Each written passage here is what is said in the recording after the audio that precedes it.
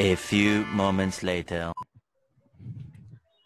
Shalom rekan-rekan pengampon, apa kabarnya? Ketemu lagi bersama saya, Andreas Agloepatasik di dalam Ngosik. Ngobrol asik. Nah, tema hari ini sedikit berbeda, karena kita akan belajar langsung bagaimana proses diakonia, proses pelayanan yang dilakukan oleh GKI lainnya. Nah, GKI dari mana? Nanti kita akan kenalan. Tapi sebelum itu saya ingin menginformasikan bahwa hari ini sedikit berbeda. Karena hari ini studio saya di take over oleh pengerja lainnya, gitu ya. Jadi sebelum lebih lanjut mungkin kita perkenalan dulu, mungkin sobat pengampon atau rekan-rekan di luar pengampon, di luar GKI yang menonton video kita pada saat ini mungkin bertanya-tanya, siapa sih selain Kak Andre ini? Nah, mungkin perkenalan pertama dari Ibu di sebelah saya. Silakan Ibu, namanya siapa, pekerjaannya sebagai apa? Begitu, silakan Bu. Halo, shalom saudara. Senang rasanya saya boleh diundang oleh sobat kita, saudara Andreas. Nama saya sendiri Pendeta Sakriso Ladiana Saragi, ya. Dan saya melayani di tengah-tengah jemaat Tuhan di GKI Pengampon 31 Cirebon. Bagaimana Pak Gitu. Andre? Oke, berarti ini adalah pendeta GKI Pengampon, gitu ya. Salah satu pendeta yang masih aktif di GKI Pengampon. Nah, mungkin selanjutnya kita akan berkenalan juga. Nah, ini kebetulan adalah calon pendetanya di GKI Pengampon. Silakan memperkenalkan diri kok. Oke, selamat hari Minggu teman-teman pemuda. Mungkin sudah kenal juga, nama saya Prasetya, saya calon pendeta yang ditempatkan di GKI Pengampon. Itu Andre. Nah, kita panggilnya Pak Pras gitu ya. Atau biasanya kalau saya sih lebih dekatnya panggil Kopras, tapi hari ini kita panggil Pak Pras. Nah, untuk selanjutnya kita akan ngobrol. Biasanya saya ngobrol dengan orang lain jarak jauh, nah ini pun jarak jauh. Dan kebetulan ini adalah salah satu atau dua ya, bukan salah satu, ada dua pelayan Tuhan yang melayani di GKI Gejayan. Nah, dari kedua tamu saya ini, kira-kira siapa yang mau memperkenalkan diri terlebih dahulu? Mungkin yang bapak-bapak atau yang ibu-ibu mungkin? Atau di samping saya ada anak saya mau kenalan? Ya, dari saya dulu ya. Shalom semuanya, teman-teman sobat pengampon ya namanya. Ya, namanya sobat pengampon. Oke, perkenalkan nama saya Penatua Salva Yulifan Saragi. Saya dari GKI Gejayan. Kebetulan masih aktif di Penatua karena di bulan Mei ini turun jadi Penatua setelah 6 tahun. Dan saat ini dipercaya untuk masuk di dalam bidang 6. Jadi di GKI Gejayan itu ada namanya bidang rencana strategis. Nah, saya masuk di dalam tim bidang 6 itu. Ya, begitu Mas. Oke, Pak Salva ya. Saya panggilnya Pak atau Mas? Mas aja, Mas. Oh, abang, abang ya, abang. Kalau okay. saya itu ya. Saya panggilnya abang aja ya. Nah, oke, terima kasih Bang Salva. Nah, selanjutnya, ini pendeta gitu ya, pendeta. Nah, selamat mungkin siang sobat pengampun. Selamat siang. Dalam kesempatan ini saya boleh diundang untuk boleh sharing di Ngosik, begitu ya? Iya, betul, Ngosik. Perkenalkan, nama saya Ratna Indah Widyastuti dan saya melayani sebagai pendeta jemaat di GKI Gejayan Yogyakarta. Begitu, Pak. Oke, saya manggilnya Bu Pendeta Ratna ya. Ya, boleh. Mbak Ratna. Oh, iya. Nah, sobat pengampun yang terkasih, mungkin banyak bertanya, ini kenapa kok biasanya saya hanya ngobrol dengan satu orang, tetapi ini kok ngobrol dengan banyak orang. Nah, hari ini kita akan belajar dengan salah satu tema yang mungkin sangat relevan dengan keadaan kita saat ini. Tema kita hari ini adalah eksis di kala krisis.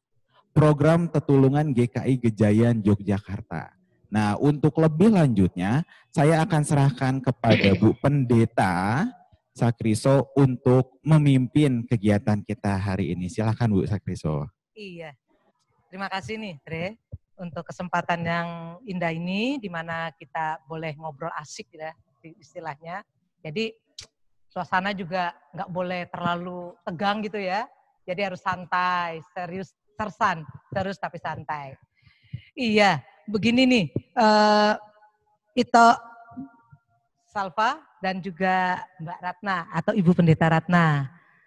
Jadi saya sempat lihat IG-nya ya, IG Instagram GKI Gejayan gitu ya. Dan saya lihat di situ selain warta jemaat, warta tentang kegiatan, pelayanan, di situ kok banyak sekali yang namanya postingan makanan dan sebagainya. Dan di situ juga ada peran majelis jemaat yang ikut mempromosikan gitu ya. Nah, yang menarik bagi kami ya mungkin ini semacam bagaimana di tengah-tengah situasi seperti ini juga kami ingin nih meminta juga apa sih kiat-kiatnya begitu ya. Kok kenapa bisa terjadi hal yang ibaratnya dimana kan selama ini yang namanya urusan jemaat itu, gereja itu ya hanya mewartakan hal-hal yang berkaitan dengan kegiatan-kegiatan.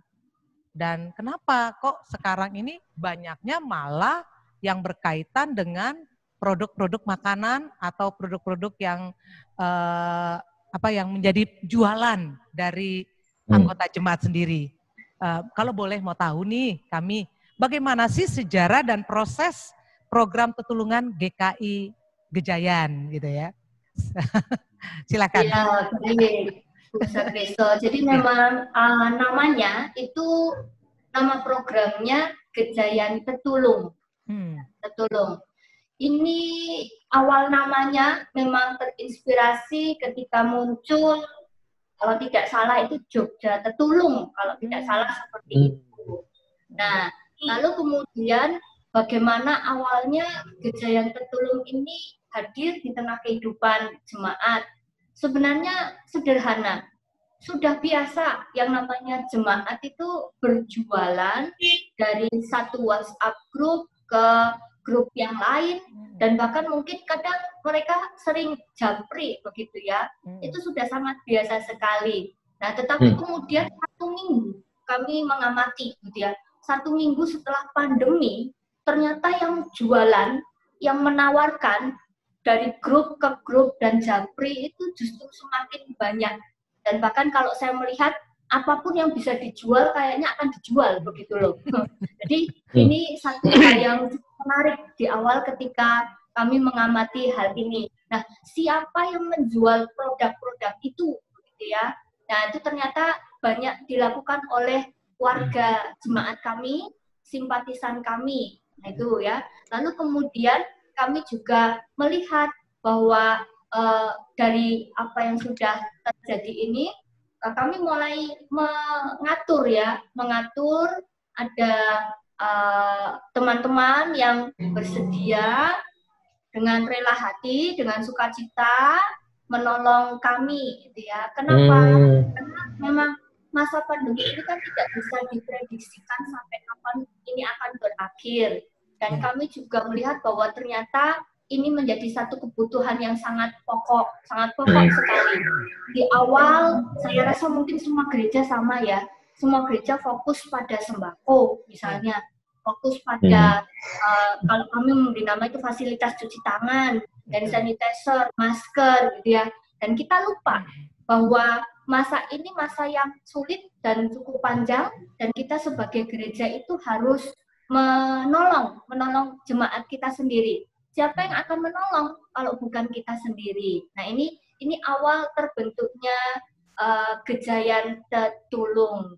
Nah, lalu kemudian yang saya mau sharingkan dari Pak Sutri, ini awalnya tuh Pak Sutri di GKI Gejayan. Tetapi kemudian melebar, baru 1 hari dengan modal nekat begitu kira-kira, dengan gambar seadanya, kita men-sharingkan produk internal begitu. Lalu kemudian ternyata di tim lain, di komisi lain ada yang melihat dan mereka mengatakan boleh tidak ikut. Nah, disinilah melihat bahwa ternyata ini menjadi satu kebutuhan yang cukup luas, bukan hanya untuk Pak Sutri, tetapi juga untuk jemaat. Dan bersyukurnya kami begitu diputuskan dalam majelis, silakan ini dijalankan. Ternyata antusias dari jemaat, simpatisan, ataupun juga dari aktivis kami itu sangat luar biasa. Jadi ini awalnya kira-kira seperti itu. Terima kasih Bu Pendeta. Ya. Mungkin Pak Salva ada yang mau nambahkan Pak? Ya, baik. Jadi saya ingat kita waktu PMJ 1 bulan yang lalu, belum ada sebulan ya Bu Ratna ya, mungkin tanggal 25 Ya, baru kalau nggak sebulan salah. kok ini. Ya, 25 Maret, waktu itu Bu Ratna cerita tentang keprihatinan jemaat waktu di Warnasari. Lalu pada waktu itu memang majelis sepakat bahwa yuk kita buat tim, di bawahnya tim khusus. Kan memang kita punya Kespol itu ada tim yang untuk menangani COVID ya, untuk membantu sembako ke jemaat, itu sudah ada timnya, sudah terbentuk. Lalu tim ini dibentuk di bawah tim COVID ini, tim tim gugus terdepan ini. Nah, lalu dari situ akhirnya ditunjuk saya untuk bisa mendampingi teman-teman yang tadi terdampak pandemi ini. Lalu apa yang saya lakukan? Pertama ya pertama adalah saya buat WhatsApp group. Jadi setelah mendapatkan informasi itu, saya pengen tahu sebenarnya ini jemaat ini nih apa sih yang menjadi masalah mereka. Jadi terutama yang terdampak secara ekonomi ya. Lalu kita membuat WhatsApp group, lalu saya bertanya nih, mereka nih sekarang ini apa yang dilakukan. Nah, salah satunya adalah ternyata menjual produk makanan dan juga jual jasa. Nah, lalu dari situ saya berpikir nih, bagaimana supaya kita bisa membantu secara cepat. Karena kan sebenarnya kita belum tahu sebenarnya ini jemaat secara umum ini mereka juga butuh apa. Nah, ini kita belum tahu. Nah, akhirnya kita membuat 3 program. Yang pertama adalah kita membantu mereka yang sudah punya produk dan sudah punya jasa. Yang kedua adalah kita mencoba membantu mereka yang ingin punya usaha.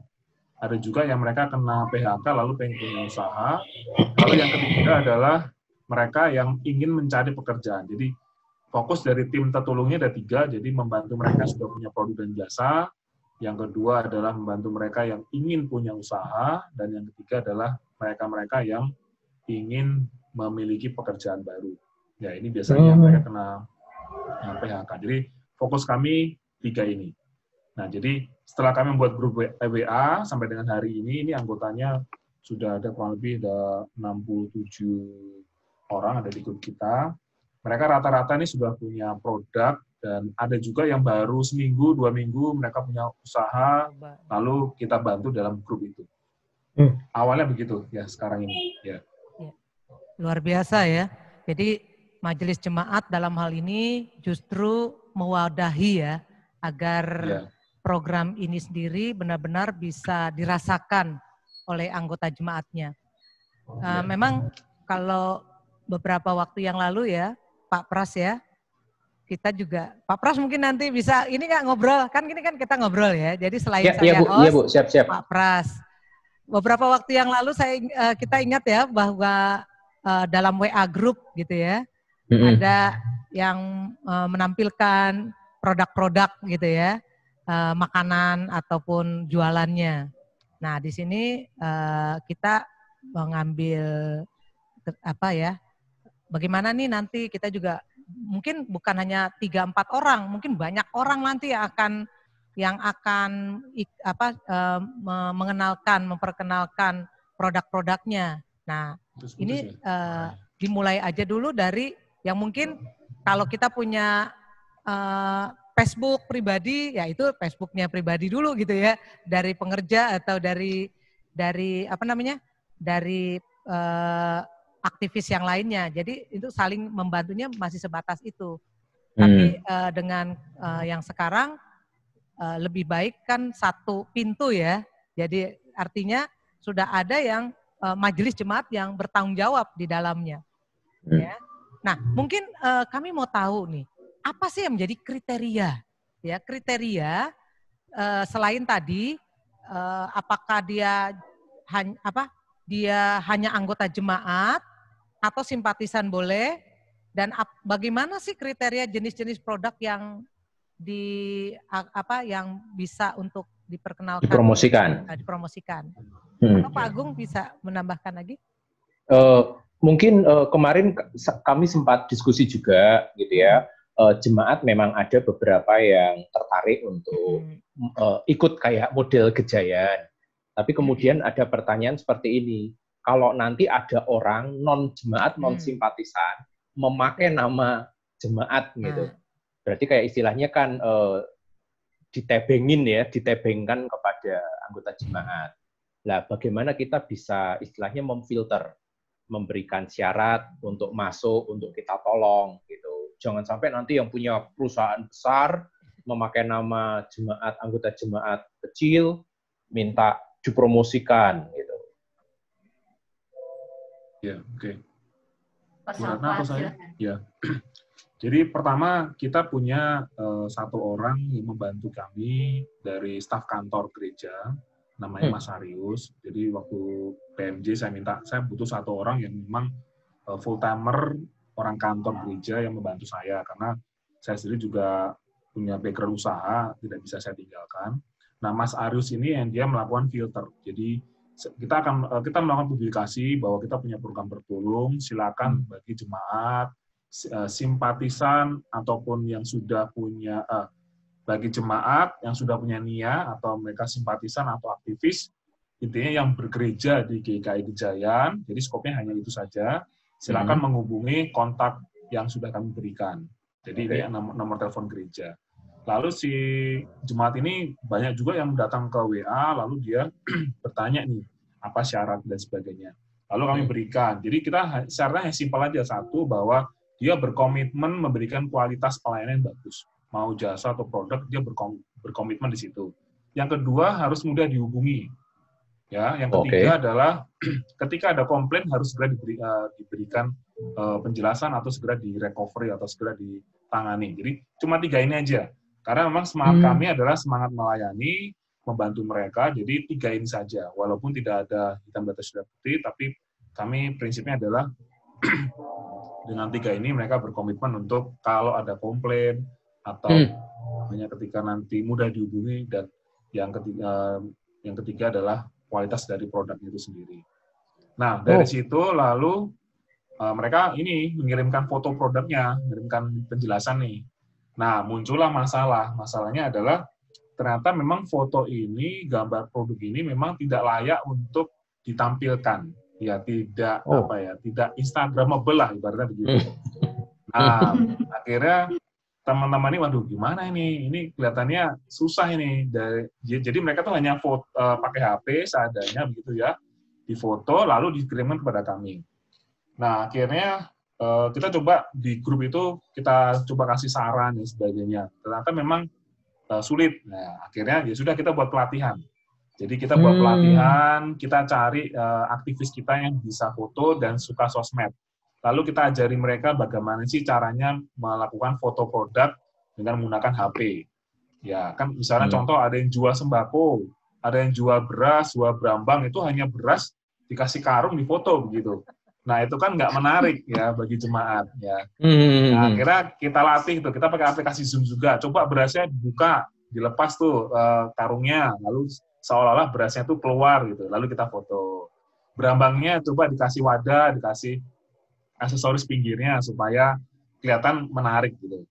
Coba fotonya di samping jendela ada sinar mataharinya sehingga brambangnya itu kelihatan hidup gitu. Atau dikasih semprot-semprot air.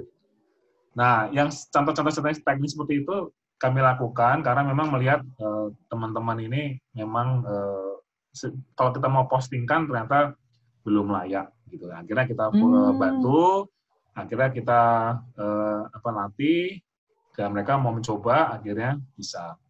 Nah, juga yang berikutnya adalah kaitan dengan kata-kata promo ya, copywriting kita istilahnya.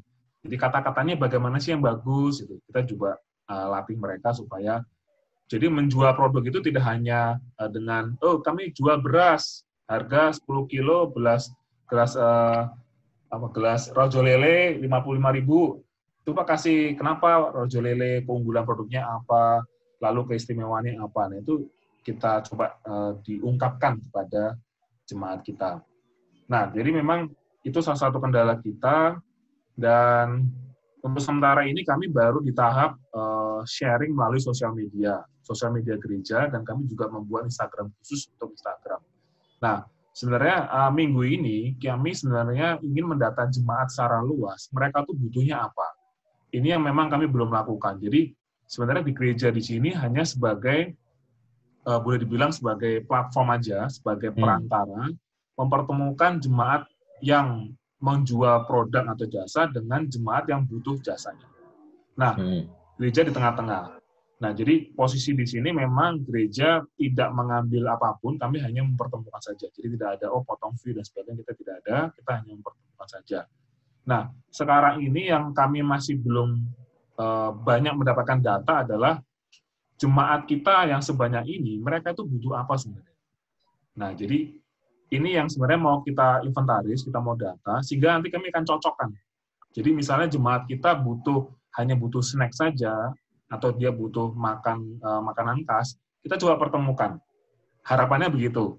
Nah, tetapi kalau memang nanti data yang kami kumpulkan ternyata memang tidak ada di jemaat yang sudah menyiapkan jasa ini, nah kita baru ciptakan produk dan jasanya. Jadi idenya begitu. Jadi kita pengen tahu dulu kebutuhan jemaat apa, kalau bisa kita cocokkan, tapi kalau ternyata tidak bisa kita cocokkan, nah berarti kita buat produk dan jasanya dengan memanfaatkan, dengan menggunakan tenaga atau kemampuan dari jemaat yang terdampak pandemi tadi. Kurang lebih begitu. Nah, ini memang kami belum banyak menggunakan data. Jadi selama ini kami hanya share secara WA begitu ya. Tapi kan harusnya data ini kan harusnya paling tidak mewakili ya 25% lah dari total jemaat GKI Gejayan. Harapannya begitu ya. Saya boleh tambahkan ya? Silakan. Ya, jadi memang berawal ya kemarin sampai pada titik bahwa kami melihat kita ini harus tahu apa yang dibutuhkan oleh jemaat. Ya, kemarin kita jalan lebih dulu karena untuk menyelamatkan perekonomian jemaat, begitu ya. Jadi kira-kira kita membuat bagaimana semacam program ekonomi kreatif ini boleh terjadi di dalam kehidupan jemaat. Maka tadi yang disampaikan Pak Salva, memang banyak sekali ketidaksiapan, karena memang semuanya itu dilakukan dengan nekat awalnya, begitu. Maka tadi yang dibilang beras ya cuma difoto beras dan karungnya, begitu ya. Atau mungkin kalau telur asin ya cuma telur gundung gitu difoto, begitu ya, sehingga tidak menarik. Tetapi ya itu kita sangat maklumi. Kita sangat maklumi kenapa? Karena memang saya rasa realitas yang terjadi di Pengampuan sama dengan di Gejayan ya. Begitu banyak jemaat yang pada akhirnya banting setir. Mereka yang semula bekerja di sebuah tempat dengan income fix, lalu kemudian tiba-tiba itu semua tidak ada, begitu ya. Maka segala cara yang dilakukan, ya kami mendukung dengan sesederhana itu. Dan disitulah kami mencoba untuk melakukan semacam pembinaan yang termasuk tadi Pak Salva katakan, diajari bagaimana cara mempostingnya supaya ketika ditampilkan itu menarik dan itu layak gitu ya, layak untuk dijual. Karena kan bagaimanapun juga dengan sistem jual beli online itu yang dilihat itu kan audiovisualnya, dilihat ya bagus atau enggak. Kalau enggak menarik ya sudah gitu. Kalau nasi box hanya nasi box itu saja ya orang akan bilang nah ini sama saja saya beli di sebelah sana, kira-kira seperti itu. Jadi sampai sedemikian rupa kami mencoba untuk mengajarkan. Kenapa gitu ya? Karena tadi yang saya sampaikan di awal, pandemi ini akan selesai kapan kita tidak ada yang tahu. Dan kami juga sudah membicarakan di grup MC bahwa setelah pandemi ini selesai, segala sesuatu ini akan berubah. Lihat ya, hari ini kita semua terbiasa dengan aplikasi Zoom, kita terbiasa dengan live streaming. Lalu kemudian apa yang akan terjadi ketika pandemi ini selesai? Saya rasa ini juga menjadi salah satu waktu dan cara yang terbaik untuk mulai mempersiapkan jemaat dan simpatisan, begitu ya. Kenapa gitu? Karena memang banyak, tidak sedikit, kami pun semuanya awalnya belajar bagaimana menggunakan Zoom, rasanya aneh gitu ya, rapat dengan Zoom begitu. Tetapi kemudian kami mulai terbiasa dan semuanya itu belajar. Dan bahkan masih ada banyak kesulitan karena HP dari beberapa jemaat aktivis simpatisan itu tidak kompatibel. Jadi kalau untuk moto pun kualitasnya tuh banyak semutnya gitu ya, masih HP lama dan lain sebagainya. Dan cara pengambilan foto ya, kalau bukan dia profesional fotografer itu kan ya gambarnya begitu-begitu saja. Nah, lalu kemudian yang saya mau tambahkan tadi, kenapa kami membuka diri untuk aktivis, mengapa kami membuka diri untuk simpatisan, karena realitas yang ada di Gejayan, perbandingan antara anggota jemaat, simpatisan, dan juga aktivis itu sangat berbanding terbalik sekali.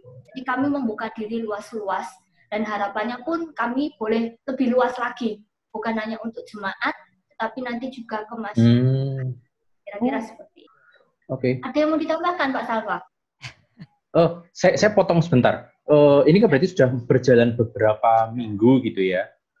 Tadi ada penyesuaian dari yang desain ala kadarnya diperbaiki, kemudian ada perbaikan-perbaikan. Nah, boleh tahu nggak kira-kira di awal-awal ada kesulitan finansial, dalam arti apakah ada kecurangan yang harus diatasi gitu ya, atau mungkin bisa dijelaskan juga mekanisme jual belinya seperti apa? Apakah sesederhana gereja hanya promosi, diserahkan kepada pembeli dan penjual, atau gereja sendiri ada menyiapkan sistem perlindungan gitu ya? Kecurangan ini terkait dengan ketika jual beli itu terjadi, begitu ya? Nah, tadi Pak Salva di awal sudah menyampaikan bahwa yang bersedia ikut masuk di dalam program Ditulung ini, maka satu, harus siap selalu mudah dihubungi. Yang kedua, ya produknya yang baik, jangan yang tidak baik. Nah, ini juga sebenarnya menjadi salah satu catatan bagi kami, begitu ya. Kami sudah selalu mengingatkan, kalau dari sistem penjualan online begitu selalu ada yang harus disampaikan. Sebisa mungkin, sedapat mungkin, barang yang mau dijual dengan fotonya itu tidak berbeda, tidak jauh berbeda. Jadi supaya apa? Supaya ketika barang itu tiba di pembeli, pembeli tidak merasa, loh kok begitu ya, ternyata gambarnya diedit gitu ya, wah sampai sedemikian rupa, sampai loh ternyata kok sama saja begitu ya. Nah, itu contoh. Kami selalu mengingatkan, misalnya kalau yang jual sayuran, begitu ya, kita tidak tahu.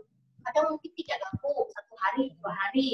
Lalu kemudian sayur itu tetap ada di mereka dan ada yang beli. Lalu kemudian sayur yang sudah 2 hari, 3 hari dikirimkan, begitu ya. Nah, itu kami selalu ingatkan.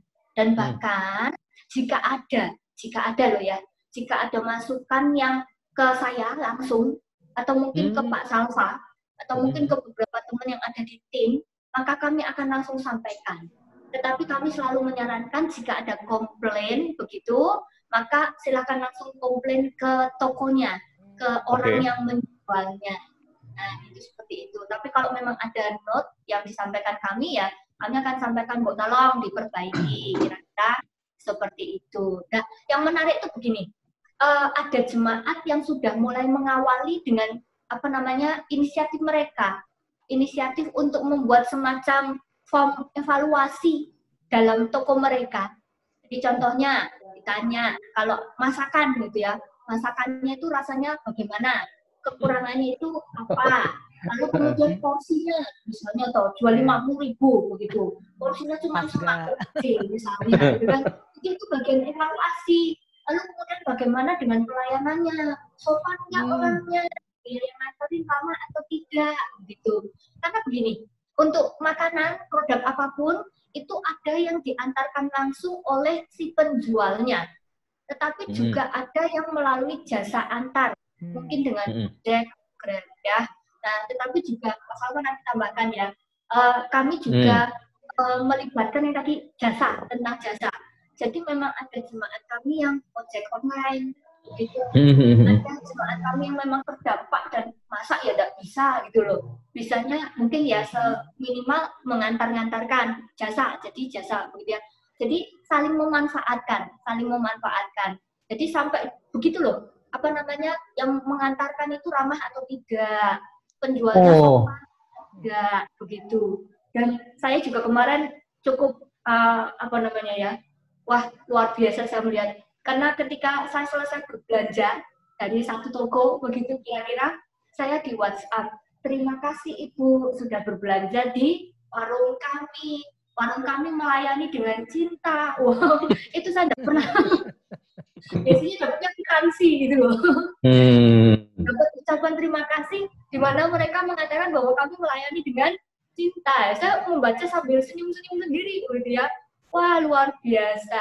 Nah, ini contoh-contohnya seperti kalau ada kecurangan, ya kalau bisa kami selalu kembalikan kepada penjualnya. Ya. Pak Salva mungkin mau menambahkan, Pak? Ya, saya kira udah lengkap, Bu Rana. Ada testimoni dari jemaat. Jadi memang posisi gereja saat ini memang sebagai jembatan saja kepada jemaat yang punya produk dan jemaat yang butuh produk. Nah, jadi setelah nanti kami tahu bahwa mayoritas jemaat itu butuh jasa atau produk tertentu, nah nanti baru di sini nanti peran gereja cukup banyak nanti mungkin. Apabila nanti ada produk atau jasa yang memang belum ada. Nah, dari ketika nanti ini sudah terbentuk produk atau jasa yang baru, nah baru nanti sini ada peran gereja yang cukup dominan.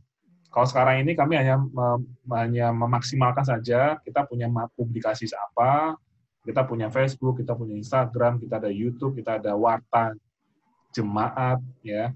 Dan waktu khotbah pun juga itu disampaikan, jadi materi khotbah pendeta juga disampaikan, kita punya program ini. Jadi kita memaksimalkan yang kita sudah punya dulu. Nanti setelah kita punya data bahwa jemaat ini butuh produk atau jasa tertentu yang memang belum dimiliki oleh jemaat kita, nah inilah nanti peran kita yang kita maksimalkan. Ya. Ya, jadi menarik ya, dalam hal ini berarti gereja sendiri memfasilitasi ya semua hal.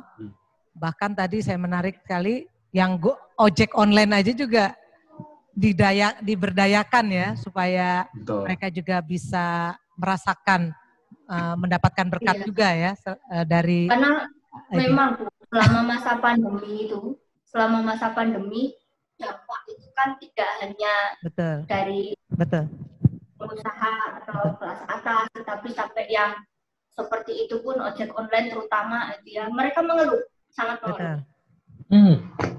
Iya.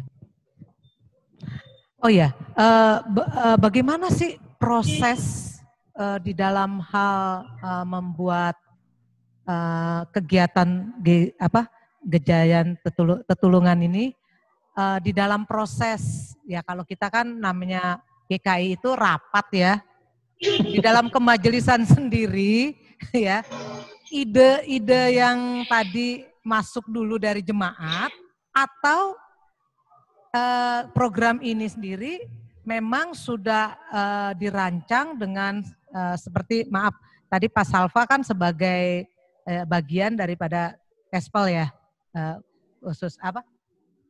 Ya, apa karena melihat realitas atau memang itu asalnya dari yaitu jemaat sendiri yang ingin supaya mereka bisa tetap melanjutkan hidup dengan kondisi sekarang, baru kemudian direspon.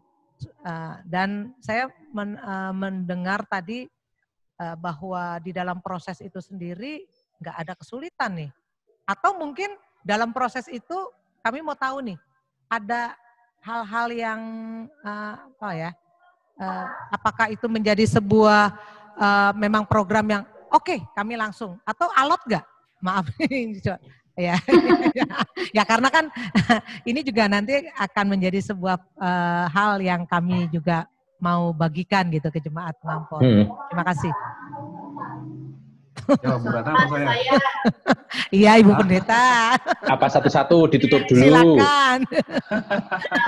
Jadi kalau saya sampaikan tadi ya, di awal itu dari pengamatan saya di kelompok pasutri. Jadi GKI Gejayan itu punya kelompok pasutri itu ada 4. Pasutri yang fresh, itu baru menikah. Pasutri 1, anaknya kira-kira sampai kelas 6 SD, Pasutri 2, anaknya SMP SMA, family gathering, itu anaknya sudah bekerja, sudah menikah, kira-kira seperti itu tahapannya. Dan saya itu di Pasutri 1. Pasutri 1 yang tidak usah kena pandemi saja, gitu ya. Tidak usah ada pandemi, mereka itu sedang berjuang. Betul. Mereka sedang berjuang untuk keluarga mereka. Lalu kemudian tiba-tiba terjadi yang seperti ini. Wah, mereka mulai banyak yang banting setir, itu dari yang saya amati, begitu ya. Yang nggak pernah jual makanan, apa yang bisa dibuat, ya dibuatlah oleh mereka, gitu ya. Apa yang bisa dijual, akhirnya dijuallah oleh mereka.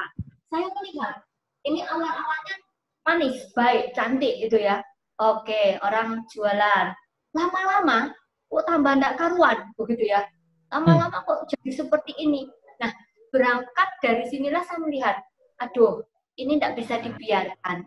Memang baik satu grup, satu komunitas itu menjadi tempat untuk saling mendoakan. Tapi kalau saling mendoakan tidak ada tindakan realnya itu kan juga sama aja bohong gitu ya. Akhirnya di situ saya berembuk awalnya hanya dengan panitia, dengan pengurus inti begitu ya. Pengurus Pasutri maksudnya. Ini bagaimana? Lalu kemudian akhirnya sampai pada kesepakatan, yuk kita nyoba begitu ya. Kita mencoba. Nah, kemudian kami coba dengan nekat tadi itu ya, dan itu internal dan ternyata disambut dengan sangat baik. Kami hanya saling menolong. Jadi mungkin nanti Pak Pras bisa saya kirimkan foto contoh awal ya, bagaimana hanya pakai foto-foto biasa. Itu kami membantu untuk memforwardkan ke beberapa teman dengan satu tidak dikirimkan di WhatsApp grup yang sifatnya pelayanan waktu itu seperti itu ya. Dan itu maka terjadilah Gejayan Tetulung. Kalau dibilang alat atau tidak, Pak Salva, tolong dijawab Pak Salva. Saya tidak berani jawab, silakan. Iyalah ya. Jadi saya bersyukur di Kemajesan GKI Gejayan kita ada 40 penatua itu ya, mereka berpikir jangka panjang, mereka terbuka lah. Ya pro dan kontra tetap ada, tetapi memang kami punya budaya, kita setiap ada program, kita serahkan kepada program itu, timnya.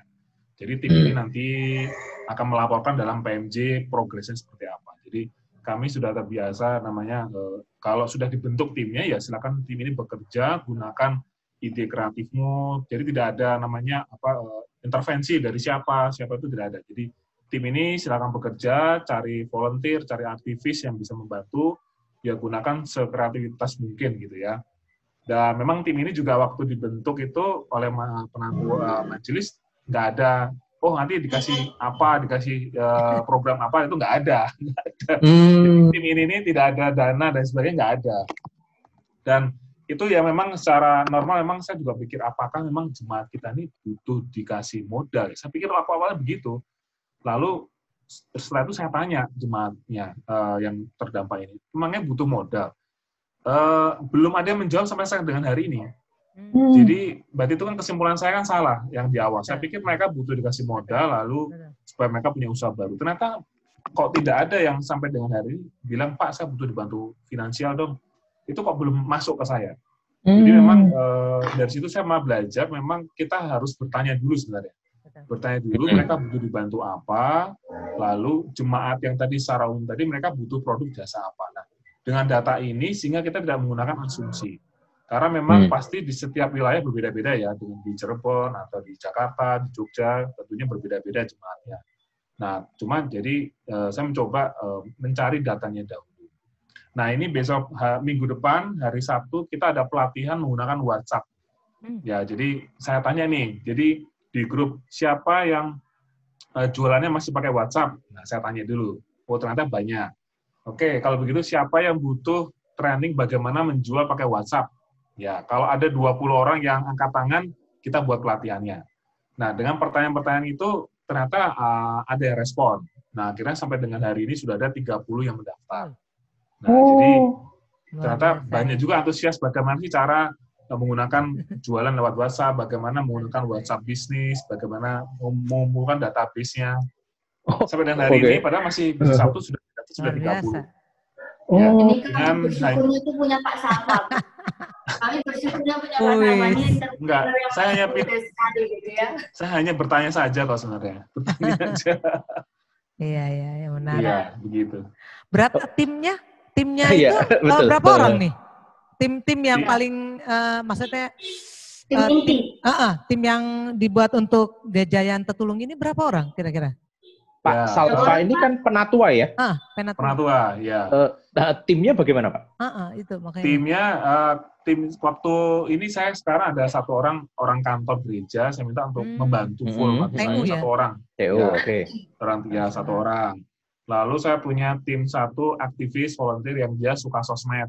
Ya, dia multimedia. ciri-cirinya adalah dia punya Instagram yang followernya banyak lah. Ini pasti suka ini sosmed. nih. Oh, oke. Betul, follower. Ya, saya libatkan. Nah, satu lagi yang nanti yang tim ini yang pegang handphone. Pegang handphone, dia tugasnya pakai jarinya dengan share WhatsApp-nya. Ya, 3. Satu lagi fotografer ini saya baru masukkan. Ternyata setelah kita pelatihan memang ada juga yang handphonenya itu memang nggak support untuk difoto. Akhirnya kita ada satu orang aktivis yang suka foto gitu ya. Ciri-cirinya gampang, ketika lihat di Instagram, oh fotonya bagus-bagus, berarti suka foto ini orang. Lalu saya japri, Mas bantu saya ya, bantu tim ini. Ya, ada fotografi. Jadi kurang lebih ada 4 orang. 4 orang. Ya. Lu tadi kayak yang pelatihan apa? Pelatihan yang tadi apa? WhatsApp. Membuat caption, membuat caption. redaksi itu bukan masuk di tim. Si namanya Mbak Wida ini yang tadi saya lihat followernya dia ada 5.000 followernya. Kalau follower 5.000 kan berarti dia sering posting. Jago kan? ya, redaksinya ya. Dia berbagi aja. Jadi kita buat ada Zoom seperti ini, dia sharing, dan dia bersedia. Ya udah langsung praktek gitu. Jadi dia pakai handphone, begini loh caranya. Oh gitu. Begini, ya.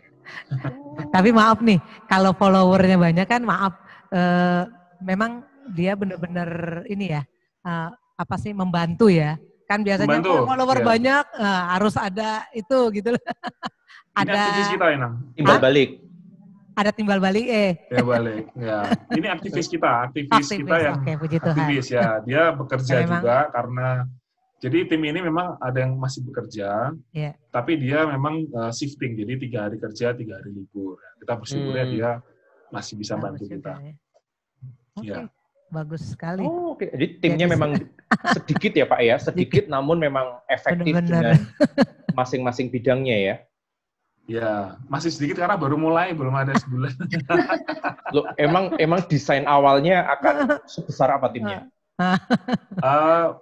Saya belum tahu karena saya nggak punya datanya. Jadi kalau ini nanti saya bilang tadi, kalau kita sudah tahu kebutuhan jemaat dan mereka butuhnya apa, dan ternyata memang kita nggak punya, nah lalu kita akan ciptakan produknya. Gambaran saya misalnya begini ya, ini kan asumsi saya misalnya, ternyata jemaat kita tuh butuh makanan yang murah, nasi kotak gitu ya, berarti kan catering. Nah, catering ini nanti bisa kita ciptakan catering dengan memanfaatkan jemaat-jemaat yang sudah ada. Tapi ini masih asumsi saya, membuat semacam catering dengan harga nasi box murah, lalu kita jual dengan dengan harganya tidak terlalu mahal. Gitu. Nah, kalau kita sudah buat catering gini kan kita resources-nya akan banyak nih, gitu. Nah, kebetulan memang saya di bidang 6 sebelum pandemi ini kita membuat namanya tempat untuk makan aktivis. Jadi kita melihat pelayanan kita di beberapa waktu yang lalu itu aktivis ini makannya mereka kita siapkan, tetapi mereka membeli sendiri. Nah, akhirnya majelis mencoba membuat kebijakan, kita makannya gabung yuk, kita membuat satu tim, namanya tim F&B. Tim F&B inilah yang nanti mengelola makanan semua aktivis. Ya. F&B itu apa, Pak? F&B itu ini 5 roti 2 ikan. Ya. Fish and bread. Fish and bread. Ini belum jalan. Ini pelayanan gereja, ya? Pelayanan gereja untuk menyediakan konsumsi bagi aktivis gitu. Ya, belum mulai karena pas kita mau mulai pandeminya masuk. Ketuanya saya, jadi iya. Jadi di situ kita menyediakan makan kepada semua aktivis, ya, lalu dengan memanfaatkan jemaat yang sudah punya usaha sendiri. Kita buat semacam kayak apa namanya? kontes apa namanya pemilihan kita war-waran di siapa jemaat yang bersedia menyuplai makanannya, nanti gereja akan beli, nanti kita akan seleksi tentunya dengan pertimbangan dari harga, kualitas, dan rasa. Nah, jadi dengan itu harapannya tanda kutip ya, gereja juga akan menyediakan yang terbaik buat aktivis. Satu sisi juga biayanya juga akan lebih hemat. Gitu. Ya. Bikin satu pintu berarti ya? Satu pintu. Ya. Sedikit menambahkan begitu ya. Kalau coraknya GKI Gejayan itu kan memang mungkin berbeda dengan beberapa gereja yang lain, gitu kan.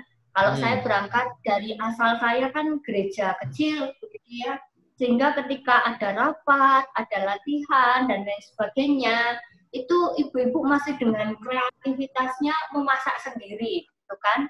Tapi kalau untuk Gejayan, dengan sekian banyak orang, dan setiap hari dari Senin sampai Senin tidak ada kegiatan, itu kan sangat luar biasa berat gitu ya. Tidak ada tim khususnya, tim memasaknya, tim masak-masaknya, kira-kira seperti itu. Nah, maka yang kami lakukan selama ini tuh memang beli lepas begitu ya Pak Salva ya. Beli misalnya ke warung mana, nasi kotak, seperti itu gitu ya. Dan kemudian kami sampai pada satu titik, kenapa enggak kita tuh kayak punya dapur sendiri dan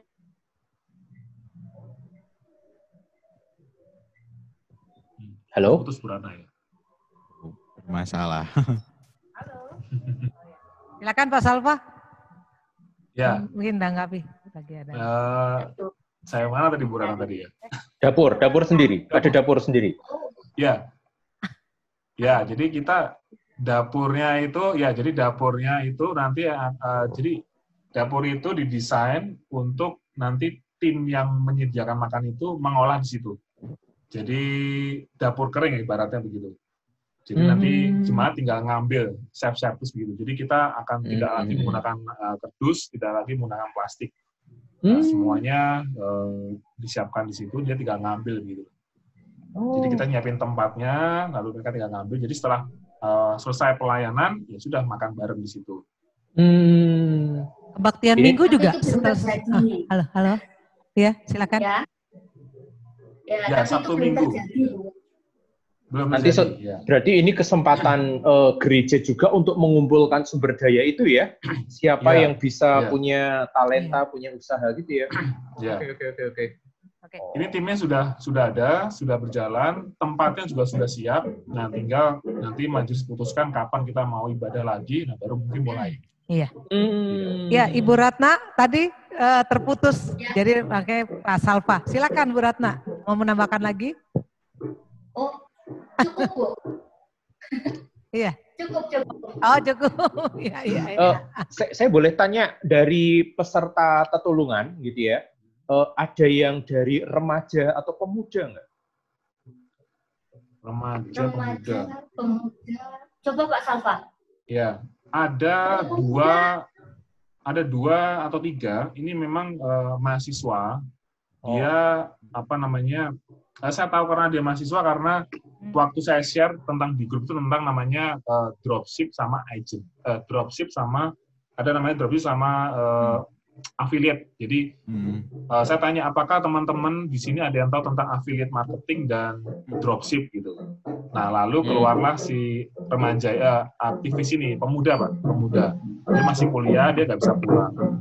Nah, dia sharing di situ. Oh ya, saya selama ini menghidupi kuliah saya dengan cara menjadi dropship. Jadi dropship itu produknya orang lain dijual tanpa dia harus melalui dia gitu loh. Dia mencari supplier, lalu dia menjualkan kepada temannya. Nah, si supplier ini langsung dikirimkan kepada temannya. Itu namanya dropship. Nah, ternyata ada juga. Nah, dari sharing itu ternyata bisa menjadi inspirasi buat teman-teman yang lain bahwa ketika kita jualan produk atau jasa itu, coba disisihkan komisi buat yang membantu menjualkan. Nah, sehingga harapannya di antara tim tetulung bisa saling menjualkan, dan juga jemaat yang memang dia tidak mau membeli atau dia tidak bersedia di sharing produknya jemaat, dia kita arahkan untuk ikut membantu menjualkan sehingga dia mendapatkan komisi. Harapannya begitu. Iya. Oke. Jadi kan ada yang di share dia no respon gitu ya, di-share dia keberatan. Nah mungkin dia keberatan karena mungkin tidak memiliki dana atau terbatas. Ya kita coba tawarin, Bu, kalau Ibu misalnya membantu menjualkan produk kita kasih komisi gitu. Oh, oke. Nah, ini jadi menarik karena meskipun ngosik ngobrol asik tapi kita adalah gereja gitu ya. Kemarin ada yang bertanya kepada saya, kok gereja berbisnis dengan program mempromosikan gitu.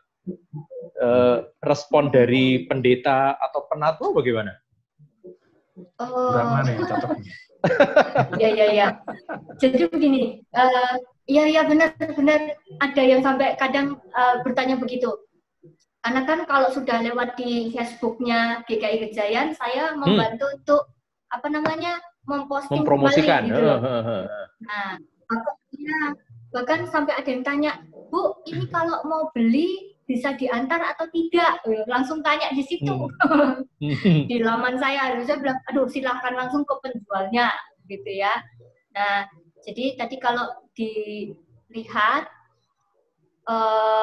gereja kok berbisnis gitu ya, saya rasa jawabannya cukup jelas. Bahwa kami ini tidak sedang berbisnis. Karena tidak ada keuntungan sedikit pun ya Pak Salva ya.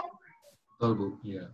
Program ini pun juga berjalan dengan nol budget karena tujuan kami murni untuk menolong perekonomian jemaat kami, aktivis dan juga simpatisan kami. Kami bisa menjelaskan bahwa tidak ada keuntungan sedikit pun yang kami ambil dari situ. Oke. Dari majelis sendiri semua satu suara mengenai hal ini. Ya, majelis sendiri satu suara. Selama ini saya belum ada yang dengar yang nyinyir, belum ada. Oke. Ini satu suara karena kan kondisinya sangat tepat pada saat ini. Jadi memang realitanya memang perlu dibantu. Jadi kalau memang banyak sekali jemaat yang terkena dari pandemi ini dan mereka perlu dibantu. Dan ini saat yang tepat untuk gereja hadir di tengah-tengah mereka, real. Bukan hanya tidak hanya mendoakan, tapi real membantu aplikasi langsung. Bagaimana cara membantu perekonomian jemaat. Iya, menarik juga ya apa yang sudah disampaikan oleh Ibu Pendeta Ratna dengan Pak Salva Saragi. Memang banyak hal yang paling tidak dalam hal ini Gereja Gejayan juga memiliki banyak hal yang kreativitas timnya itu untuk bisa menolong anggota jemaatnya untuk bisa memberikan produk-produk yang menarik ya. Dan sampai kapan ini? Apakah hanya masa pandemi saja atau memang nanti seterusnya ini akan menjadi sebuah program yang dikelola oleh GKI Gejayan? Bagaimana? Iya. Jadi kemarin saya melihatnya. Silakan Ibu Pendeta. Nanti ya, satu-satu. Bu Ratna nanti Pak. Kalau saya melihat justru tidak berhenti sampai di pandemi selesai. Karena ide awal kami kan berpikiran bahwa setelah pandemi ini pasti banyak sekali perubahan gitu ya. Iya. Maka kalau dari sisi pendapat saya ya ini dilanjutkan terus. Betul. Sampai depan. Kalau Pak Salva silakan. Majelisnya bagaimana? Nah, jadi memang waktu rapat minggu lalu itu dengan beberapa pendeta menyampaikan memang ini dilanjutkan loh ya, terus loh Pak Salva harus ini. Saya bilang kan, loh Bu Pak, saya kan bulan Mei ini harusnya turun loh. Turunnya di pending kayaknya. Turunnya di pending. Lagi loh. Diangkat lagi. Kan udah 2 periode Bu Pendeta ya. Turun dulu setahun dikit. Tapi kalau jadi ketua tim boleh bukan penatua bukannya ya? Nah iya, jadi waktu itu saya berkelitnya gitu, udahlah yang lain aja gitu. Tapi memang dalam hati kecil saya memang ini harus dilanjutkan. Jadi nanti saya juga sekarang akan mencari nanti yang bisa melanjutkan estafet ini. Jadi saya setiap pelayanan saya selalu mesti mengajak orang baru yang memang sudah orang baru ini artinya yang belum pelayanan terlalu lama begitu. Nah orang ini nanti coba akan saya deketin lagi untuk bisa mendampingi di tim ini Sehingga nanti ketika nanti sudah tiba waktunya, ya tongkat estafet ini bisa dilanjutkan. Karena kalau hanya sekarang ini saja kita sudah bangun, sudah buat database yang sudah rapi, tapi kalau tidak dilanjutkan juga sayang juga. Iya. Ya. Oke. Luar biasa ya. Ini ada yang mau WA saya. Kalau mau jualan alat musik atau kendaraan, boleh nitip di Tetulungan Gejayan enggak? Ya, Orang mana nih gitu ya? Iya. Makelar Untuk ya. sementara ini kita masih jemaat dan aktivis Iyalah. yang berada di GKI Gejayan. Ada kriteria. Jadi itu bisa kita tanyakan ibadah di GKI Gejayan enggak gitu. Kalau memang belum, itu kami simpan dulu sebagai database. Jadi kita akan mencoba merapikan. Jadi setiap ada yang ingin berjualan, kita simpan dulu datanya. Betul. Nanti ketika karena sekarang ini masih ngantri untuk posting di Instagram, masih ada 22 yang belum kita posting. Karena keterbatasan waktu dari teman-teman yang tim ini, jadi kita simpan dulu datanya. Karena bisa jadi teman-teman yang tadi menawarkan produknya itu akan kita gunakan juga untuk bisa menjualkan produk orang lain juga. Jadi kita melihatnya di situ. Iya, jadi saling tolong menolong, betul. Iya. Tapi misalnya nih, ke depannya nih, ada pembatasan nggak? Misalnya udah membludak, gimana caranya? Nah, ini kan baru 67 ya tadi. Ya, nah, nanti misalnya sudah ratusan yang ikut terlibat. Ini suatu program yang menarik nih kata jemaat nih. Kami juga mau semuanya. Nah, ini bagaimana? Apakah dibatasi 100 atau 200 atau 1000 juga nggak apa-apa gitu atau bagaimana? Ini ke depan kan karena ini berbicara untuk jangka ke depannya nanti. Nah, kalau sekarang belum kepikiran pendeta. Iya. Belum sampai situ. Karena kan tadi Bu Pendeta bilang ini program yang baik berarti kan akan terus. Ya kan? Nah, nanti saya membayangkan nih jemaat Gejayan yang punya produk itu kan bukan hanya 100 orang gitu ya. Saya juga mau gitu lah. Ini seperti apa? Apakah cukup gitu lah atau pasti kan ini jadi persoalan ke depan ya? Ya, Bu. Ya. Ya, kalau Bu dibatasi kok saya rasa tidak ya. Cuman kita perlu mengatur segmennya. Jadi misalnya kalau kuliner mungkin akan ada di Tetulung Kuliner misalnya gitu ya. Lalu kemudian kalau misalnya jasa, Tetulung Jasa. Nanti kan dibedakan. Jadi segmennya dibedakan supaya kalau toko itu tidak terlalu besar begitu loh. Orang kan juga mau lihat katalognya juga lelah gitu cari yang mana gitu. Itu bayangan saya. Kalau dibatasi kok saya rasa saya tidak memikirkan itu. Betul. Ya, saya membayangkan jadi GKI Gejayan akan menjadi Shopee atau Lazada atau Tokopedia. Maaf. Supermarket gitu ya. Nanti jadi program yang seharusnya menjadi jadi itu Bu Pendeta, jadi itu Bu Pendeta memang itu sudah ada di pikiran saya. Jadi cuma saya nggak berani menyampaikan, takutnya nanti ditagih. Jadi saya ada dua. Menyampaikan. Ada dua. Jadi yang pertama, setiap pelatihan saya selalu bilang kepada teman-teman di tim Tetulung, Bapak Ibu sekalian, kami akan membantu, tetapi harapannya Bapak Ibu bisa mandiri ya. Ini besok Senin ini kami membantu beberapa jemaat yang mungkin usianya di atas 50 tahun, punya produk dan nggak bisa foto.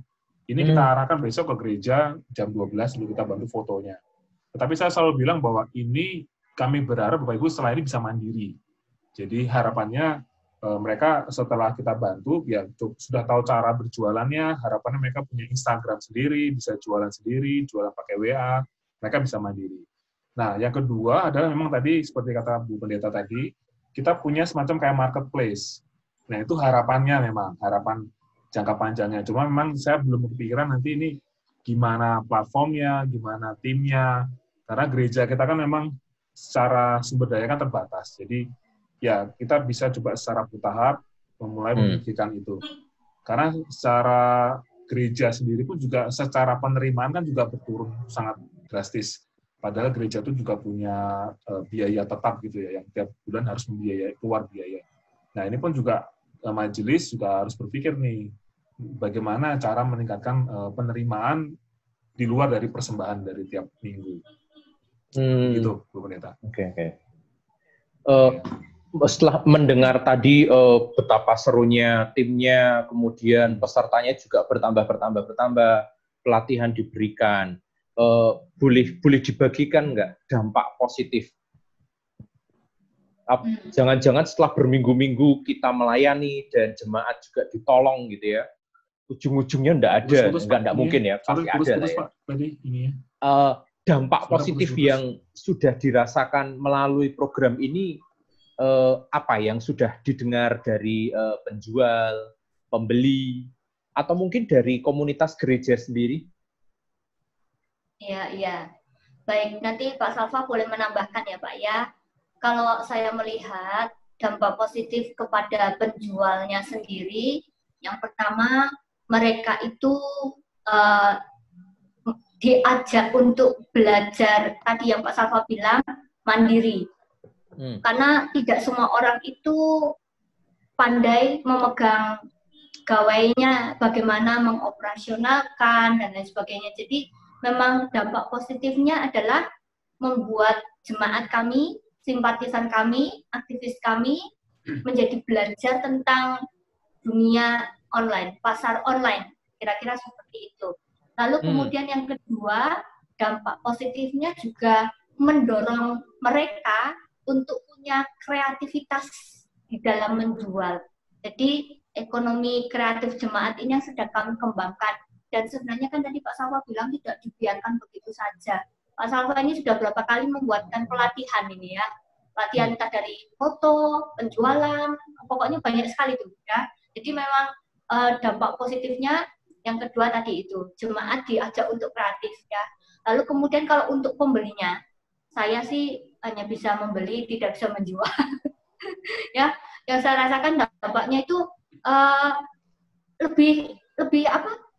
Kalau kebutuhan, kalau saya butuh sesuatu, itu lebih enak gitu loh.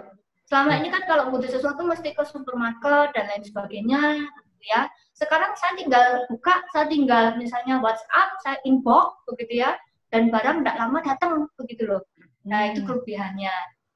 Kalau dari gereja sendiri, yang menjadi dampak positifnya, ya kami bersyukur, kami sebenarnya belum apa-apa, begitu ya. Tapi kami dipakai oleh Tuhan untuk merangkul.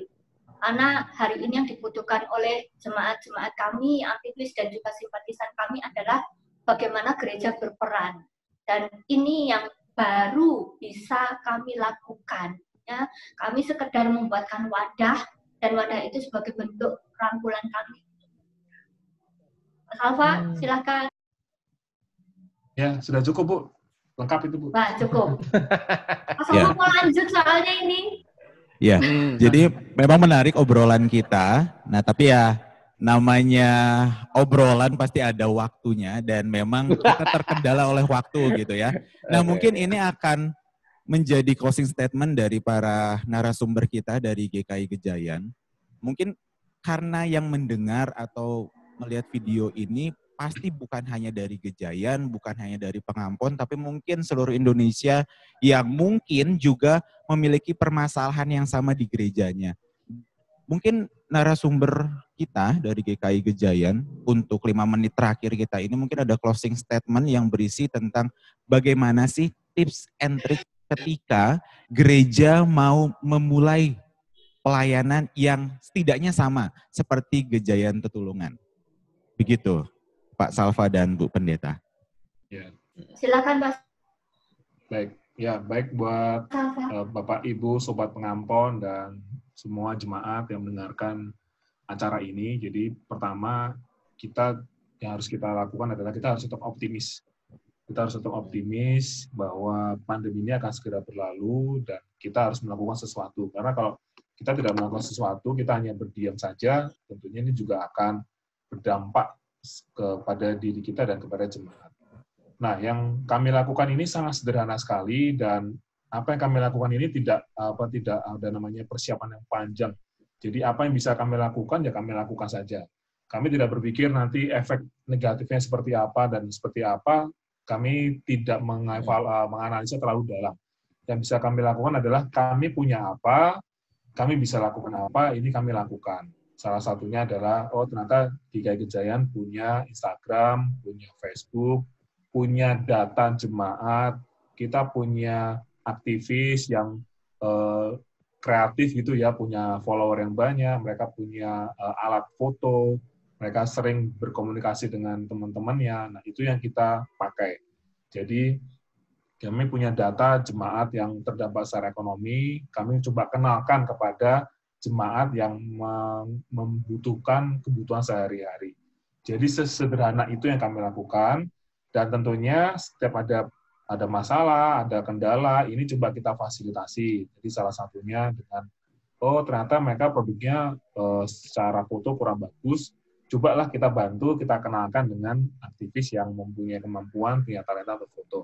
Jadi kami melakukan sangat sederhana sekali, gereja hadir di tengah-tengah mereka dan membantu yang bisa kami lakukan. Nah, harapannya nanti memang kalau ini punya dampak positif, ada testimoni dari jemaat bahwa mereka sangat terbantu, nah memang nanti setelah itu kan kita kembangkan, kita arahkan untuk yang lebih lengkap lagi pelayanannya. Saya kira itu dari saya. Dari Bu Pendeta ada? Ya, saya rasa apa yang disampaikan Pak Salva sudah cukup ya. Hanya saya ingin berpesan, baik untuk sobat pengampon, ataupun juga untuk jemaat dimanapun berada, begitu ya. Dalam situasi yang seperti ini, tadi, jangan pesimis, mari kita tetap optimis ya. Kita tetap menjaga kesehatan, kita tetap semangat, dan kita tetap menaruhkan pengharapan kita kepada Tuhan. Karena kami melihat sendiri, ini menjadi jalan keluar di tengah persoalan yang tidak mudah ini. Tetap semangat. Ya. Oke. Ya memang obrolan kita kali ini juga mungkin banyak pertanyaan yang masih ingin dilontarkan. Saya pun jujur, saya masih banyak hal pertanyaan yang ingin saya tanya tadinya. Tapi memang karena keterbatasan waktu, kita akan mengakhiri kegiatan obrolan asik kita pada saat ini. Nah mungkin bagi teman-teman atau sobat pengampon, dimanapun kalian berada, yang ingin mungkin bertanya, bisa tinggalkan komentar kalian. Nanti mungkin saya atau tim dari admin YouTube akan membantu untuk menghubungkan dengan narasumber, lalu bertanya tentang pertanyaan-pertanyaan yang mungkin masih mengganjal di hati atau pikiran sobat pengampon terkasih gitu. Nah, akhir kata saya terima kasih buat Pak Salva, buat Bu Pendeta Ratna, buat host saya juga, Bu Sakriso, dan juga Pak Prasetya yang sudah menemani saya dan kami semua hampir 1 jam ini. Tadi kata-kata dari Pak Salva yang mengatakan bahwa seharusnya dalam pandemi ini gereja hadir, itu benar sekali. Saya menjadi menjadi hal yang baik, juga penguatan bagi kita semua. Sekarang di zaman seperti ini, di saat seperti ini, seharusnya kita saling tolong-menolong, bukan lagi mementingkan diri sendiri. Begitu. Oke teman-teman dan sobat pengampon yang terkasih, akhir kata saya mengucapkan terima kasih sepanjang sejam ini telah bersama-sama dengan kami. Sedikit pengumuman, minggu depan Ngosik libur dulu. Karena akan ada kegiatan internal gereja, yaitu ibadah malam Prapentakosta. Mungkin bagi jemaat pengampon sendiri atau simpatisannya, silakan mengikuti di tim 3-in-1 kami, sehingga dapat mengikuti ibadah malam Prapentakosta. Akhir kata, terima kasih, selamat hari Minggu, Tuhan Yesus memberkati. Ya, terima kasih Pak Salva, Pendeta Ratna. Selamat hari Minggu. Sama-sama, terima kasih juga.